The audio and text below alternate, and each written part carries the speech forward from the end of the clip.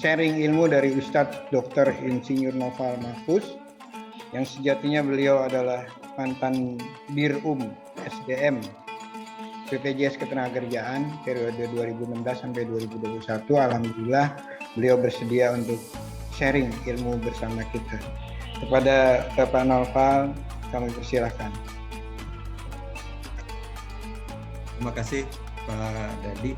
Terdengar ya suara saya? Alhamdulillah terdengar. Baik. Bismillahirrahmanirrahim. Assalamualaikum warahmatullahi wabarakatuh. Waalaikumsalam warahmatullahi wabarakatuh.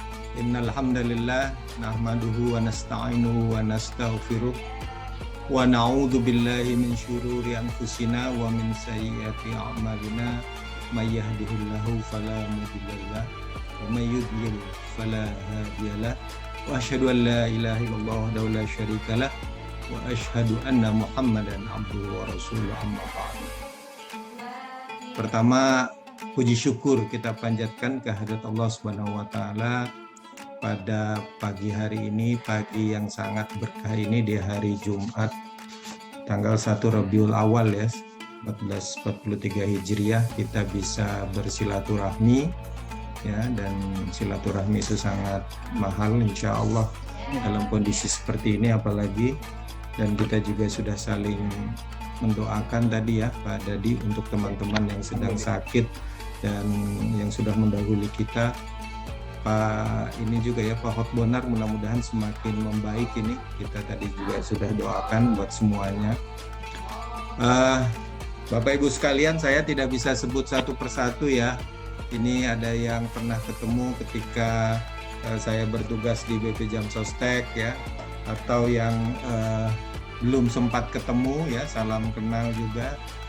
Saya nggak bisa sebut satu-satu nih, Bang Carda ini mentor saya, bahkan sebelum saya di Jam Sostek ini, sebelum saya gabung, dan Pak Joko, Pak Herdi tadi ya, semua saya tidak sebut lah.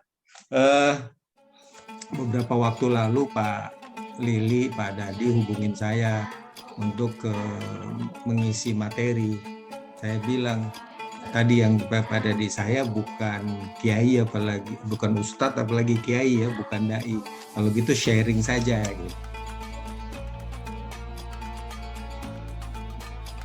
Nah, jadi ini ya, mudah-mudahan sudah terlihat. Jadi ini forum silaturahim dan pengajian pensiunan BP Jam Sostek memaknai fastabiqul khairat. Apa itu fastabiqul khairat? Nah, ini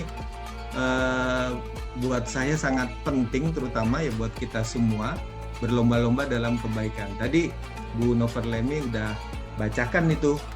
Jadi kata atau frasa fastabiqul khairat itu di Al-Quran, nanti Bapak Ibu bisa koreksi saya baru temukan dua di dalam dua ayat, yaitu Al-Baqarah 148 tadi yang dibacakan oleh Bu Perlemi, dan kemudian satu lagi ada di Al-Maidah ayat 48. Nah itu nanti coba dua ayat itu yang kita kaji pada pagi hari ini ya. Nah ini tadi yang 148-nya ini ya, yang dibacakan oleh Ibu Noverlemi. A'udzubillahi minasyaitonirrajim. Bismillahirrahmanirrahim. Walikulli wijhatun huwa muwalliha fastabiqul khairat. Fastabiqul khairat. Aina ma takunu ya'ti bikumullahu jami'a. Innallaha ala kulli syai'in qadir. Jadi kalau dari saya baca dari asbabun nuzulnya, nah ayat ini turun ketika orang-orang Yahudi itu mempertanyakan kepada Nabi Muhammad Rasulullah tentang kiblatnya Muslim, orang Muslim, karena kan sempat kiblatnya di Masjidil Aqsa kemudian pindah ke Masjidil Haram, seperti itu. Pokoknya kalau orang Yahudi kan begitu, selalu mengkritisi, selalu bertanya, selalu men-challenge gitu ya Nabi gitu ya. Nah turunlah ayat ini.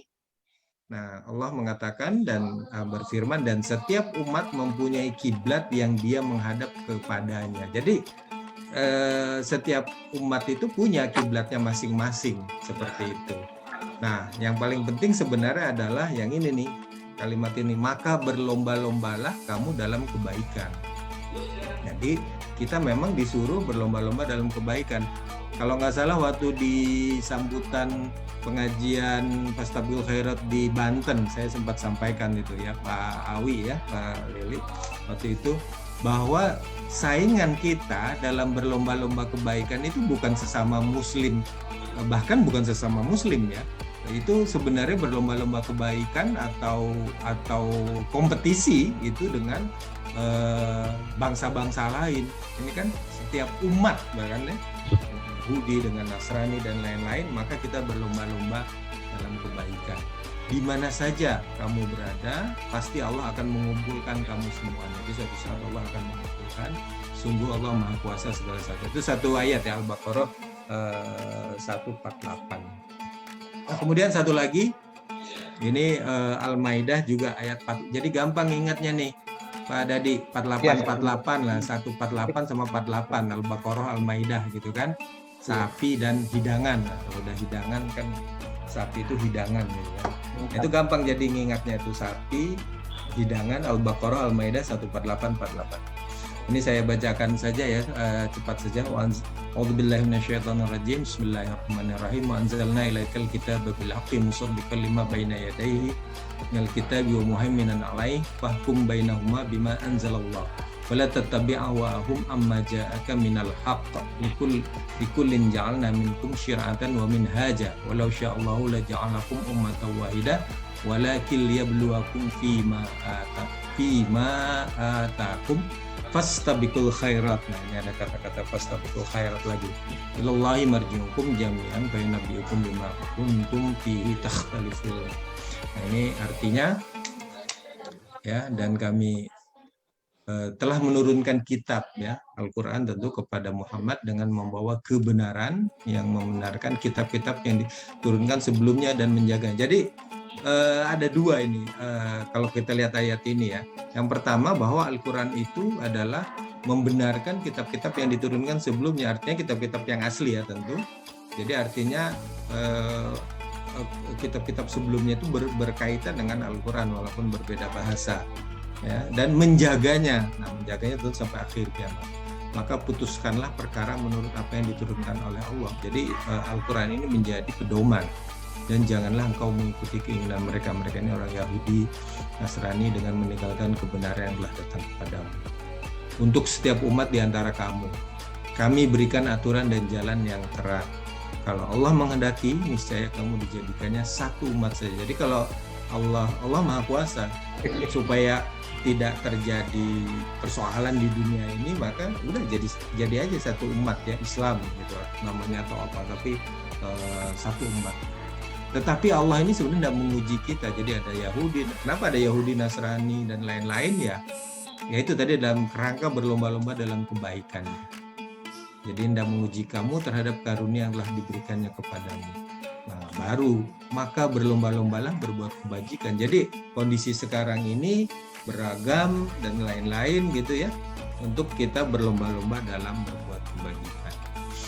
Hanya kepada Allah kamu semua kembali, lalu diberitahukannya kepadamu terhadap apa yang dahulu kamu selisihkan. Nah itu tadi Al-Baqarah, sekarang Al-Maidah. Nah sekarang bagaimana memaknai fastabiqul khairat itu ya.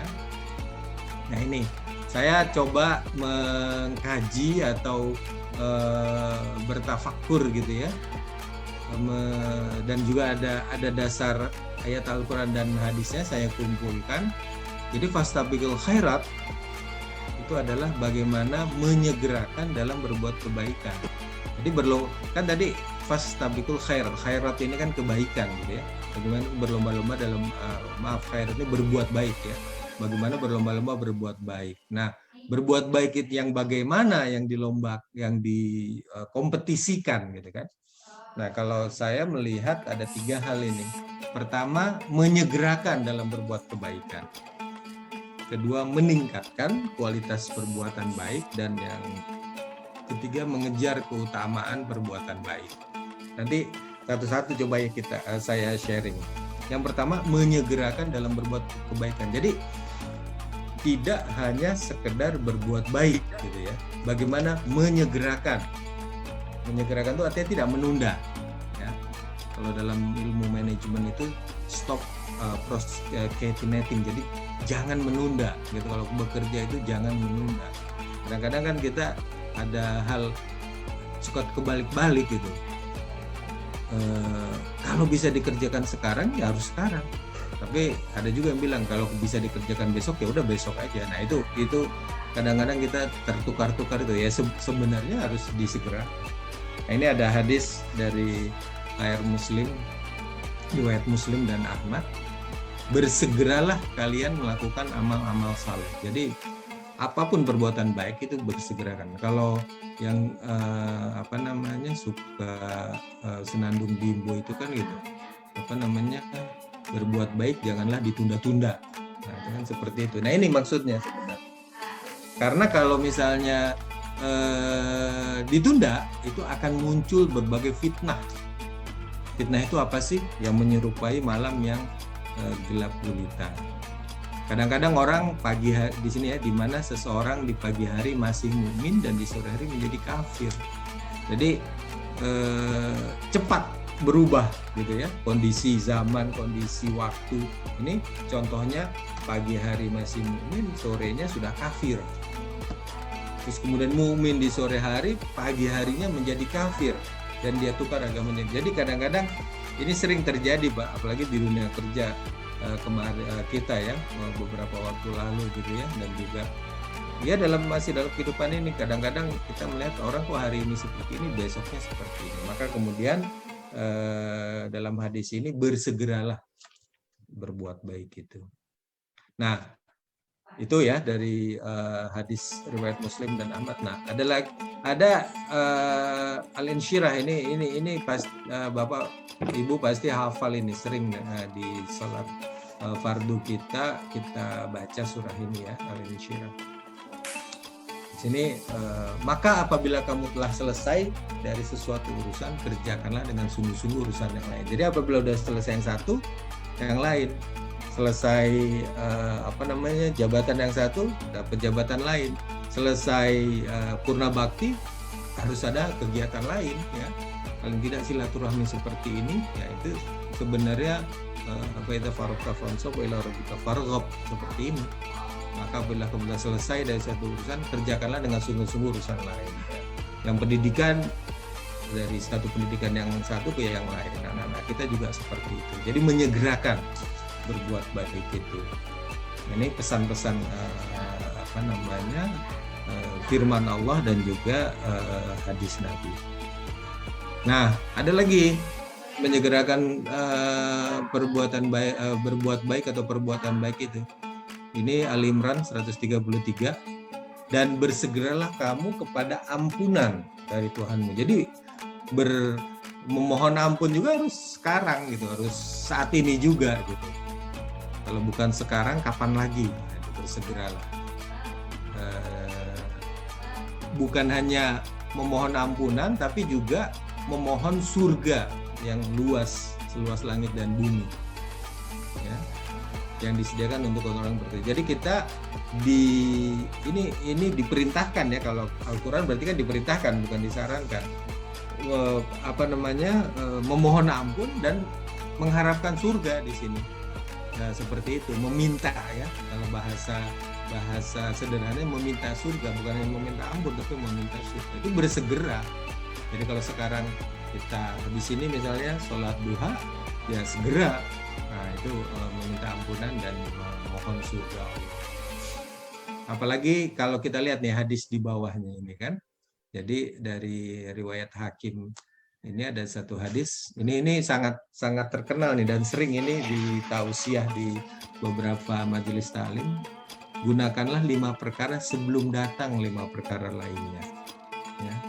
Gunakanlah masa mudamu sebelum masa tuamu. Nah, kita kalau begitu kita sudah tua ya. Dan enggak juga, kan masih ada yang lebih tua gitu kan. Saya relatif lebih muda dibanding Pak Edward. Pak Edward relatif lebih muda dibanding yang lain. Nah, jadi kita masih tetap merasa muda gitu kan. Jadi gunakan masa muda ini ya, ini dengan dengan mengisi acara-acara silaturahim seperti ini. Nanti setelah ini kita menjemput rezeki lagi dan lain-lain gitu ya, belajar dan seterusnya ya, belajar apalagi tidak mengenal waktu. Jadi gunakanlah masa mudamu sebelum masa hidupmu sebelum datang kematianmu. Untuk apa? Karena kalau sudah meninggal ya, sudah wafat, itu tidak bisa lagi menabung amal yang sebanyak, atau bukan sebanyak-banyak, sebaik-baiknya ya. Nanti berikutnya ada nih, sebaik-baiknya ada apa, amal itu yang baik atau yang banyak. Nah.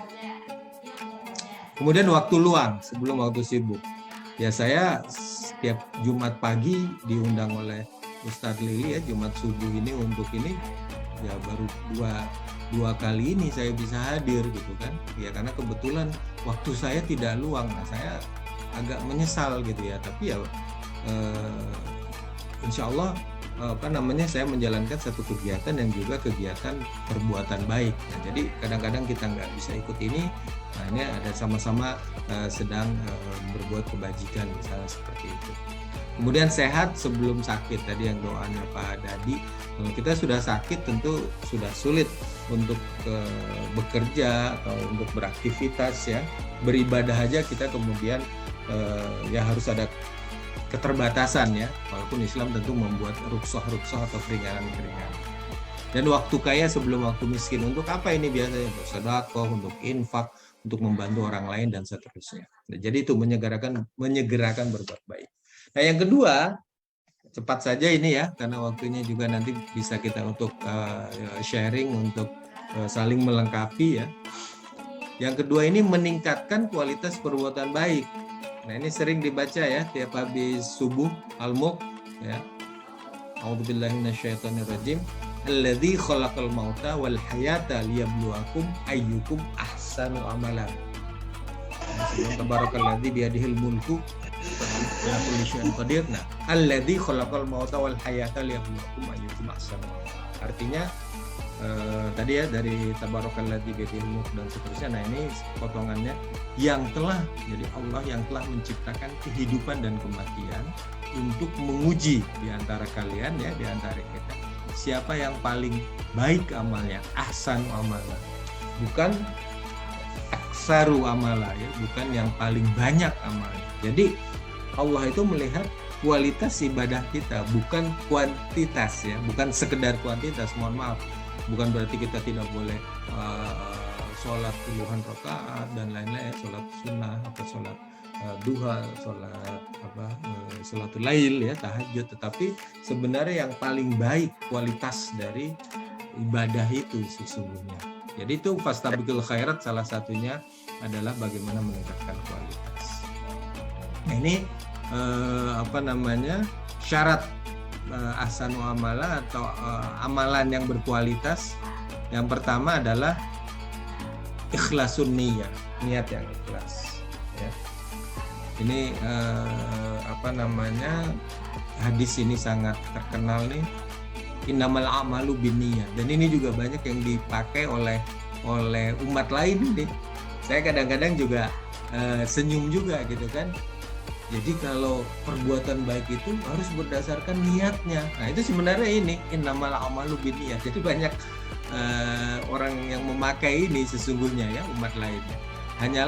Hanyalah segala amal itu disertai dengan niat. Jadi kalau tidak dengan niat, hanyalah ya, berarti di sini kalau nggak pakai niat sebenarnya percuma saja gitu kita melakukan amalan ya, walaupun Allah yang menentukan itu diterima atau tidak ya. Tapi paling tidak kita sudah berniat, bermaksud, bertujuan.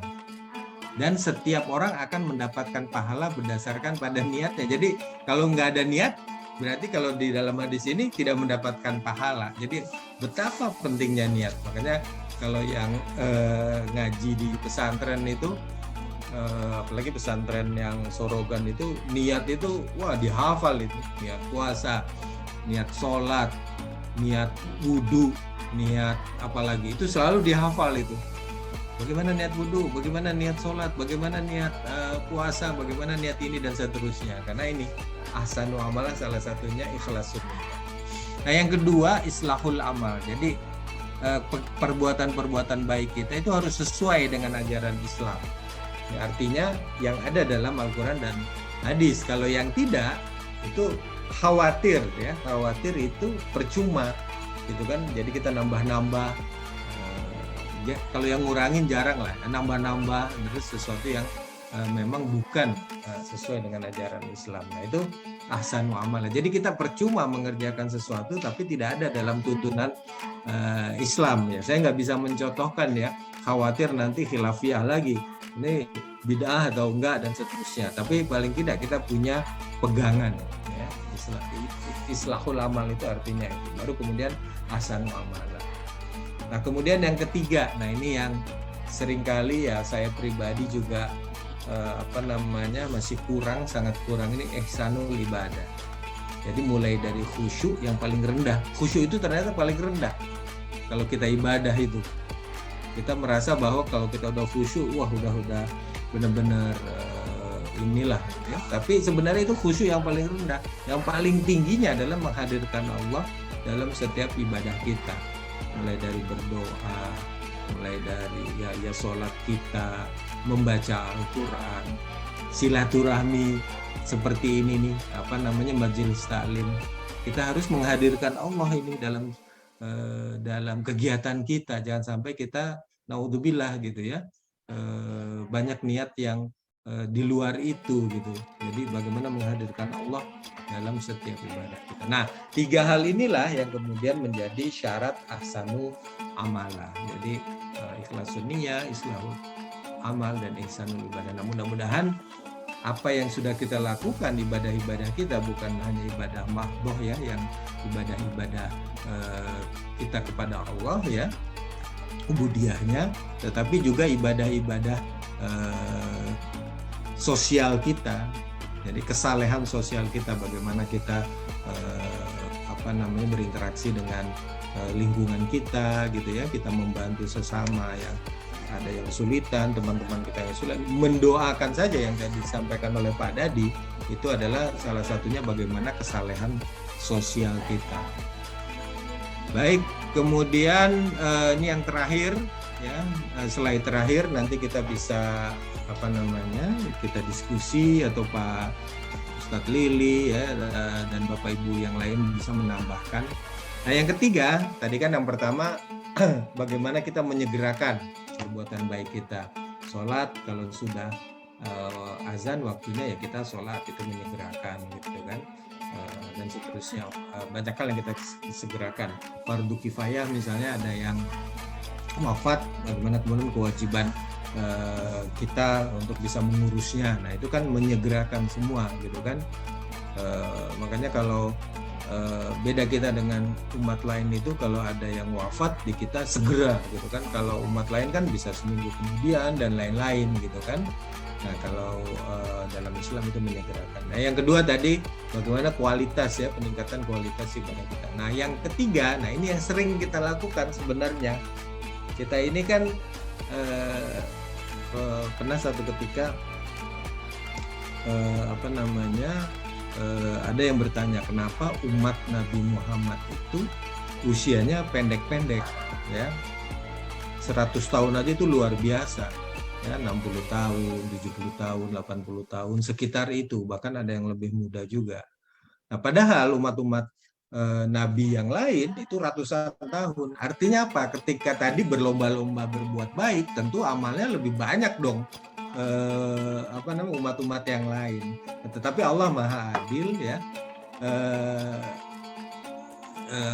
Umat Nabi Muhammad itu ada yang disebut ini fadilah ya, berbuat baik itu, mengejar keutamaan berbuat baik sehingga pahalanya bisa berlipat ganda gitu ya, berlipat-lipat. Jadi walaupun usianya 62 tahun gitu ya, tetapi pahalanya mungkin bisa lebih dibanding umat-umat yang usianya 100, 200, bahkan umat Nabi Nuh itu bisa 500, 600 tahun.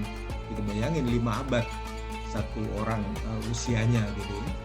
Kalau kita itu revolusi industri itu kan seperti itu, yang ukurannya abad, bukan ukuran usia manusia. Nah, mengejar keutamaan itu banyak. Ini saya cari dari literatur ya, hadis-hadis dan ayat-ayat Al-Quran, mulai dari sholat, puasa, sodako, qiyamul lail, berdoa, berzikir, istighfar. Nah ini di mana yang pahalanya itu berlipat ganda. Itu kan fastabiqul khairatnya akhirnya di situ ya. Sholat misalnya dibanding sholat munfarid sendiri lebih baik berjamaah. Di rumah pun berjamaah. Kalaupun di rumah berjamaah di rumah, lebih baik lagi berjamaahnya di masjid, gitu kan? Nah kalau udah di masjid, itu dari sisi tempat gitu ya. Di mana? Di Masjidil Haram lebih utama lagi. Makanya kenapa orang nggak berhenti kalau kita haji atau umroh gitu ya? Itu udah ke masjid. Bayangin 100.000 kali. Jadi kalau kita sholat 1 rakaat bisa 100.000 rakaat. Nah itu siapa yang sanggup gitu kan?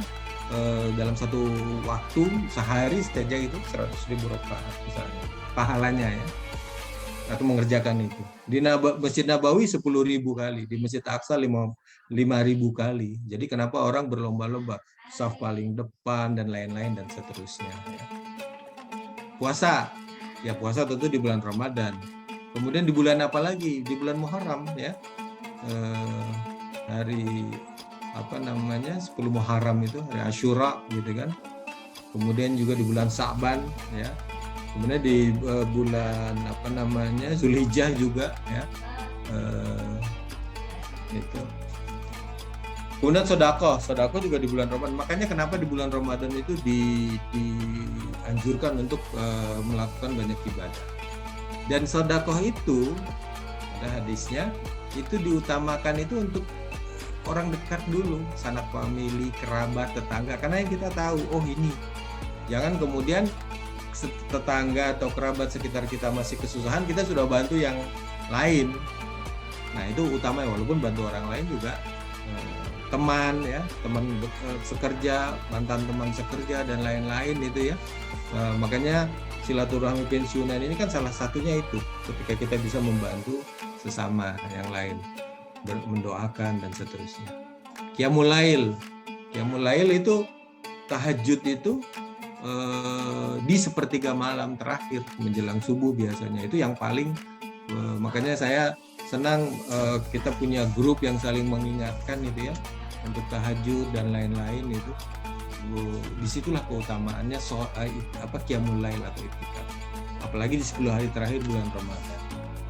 Kemudian berdoa dan berzikir, nah itu saat menjelang dan berbuka puasa. Makanya kalau sebelum berbuka puasa itu biasanya setengah jam lah sebelum maghrib itu ya baca Quran ya, baca Al-Quran itu kan termasuk berdoa, kemudian berzikir dan seterusnya. Dan ini yang saya dapat juga hadisnya, bahwa berdoa dan berzikir itu di Bukit Safa dan Marwah. Kalau kita haji atau umroh itu kan biasanya kita berhenti tuh di Bukit Safa, berhenti di Marwah itu untuk berdoa. Nah ternyata memang itu berhenti berdoa, terus kita zikir lagi, lari lagi gitu kan, sa'i. Kemudian di Bukit Safa Marwah itu ya kesempatan ke sana kan mungkin sangat terbatas ya. Ya mungkin ketika kita walaupun banyak juga, dan berdoa di mana saja tidak masalah, tapi ini kan kita sedang bicara keutamaannya seperti itu. Kemudian istighfar ya, minta ampun itu saat sahur itu ternyata, atau menjelang sahur atau menjelang subuh itu saat-saat yang paling utama beristighfar. Walaupun setiap saat kita bisa istighfar habis sholat fardu dan lain-lain. Dan juga ada jarak biasanya itu antara azan dan iqomah. Nah itu saat berdoa paling makbul, itu juga di situ. Nah jadi itu Bapak Ibu sekalian yang saya ingin sampaikan ya, 3 hal ini. Fastabiqul khairat itu ya, nama majelis taklim kita, bagaimana kita menyegerakan berbuat kebaikan, meningkatkan kualitas perbuatan baik tadi, ahsanu amala, dan juga fadilah ya, mengejar keutamaan perbuatan baik. Barangkali itu saja, mohon maaf kalau kepanjangan apa yang saya sampaikan. Mudah-mudahan ini bermanfaat khususnya buat saya pribadi. Saya akhiri, billahi taufiq wal hidayah. Assalamualaikum warahmatullahi wabarakatuh. Saya kembalikan ke Pak. Waalaikumsalam warahmatullahi wabarakatuh. Barakallah. warahmatullahi wabarakatuh. Alhamdulillah pencerahannya yang sangat baik sekali dan memang merupakan ilmu yang kita perlukan, Pak.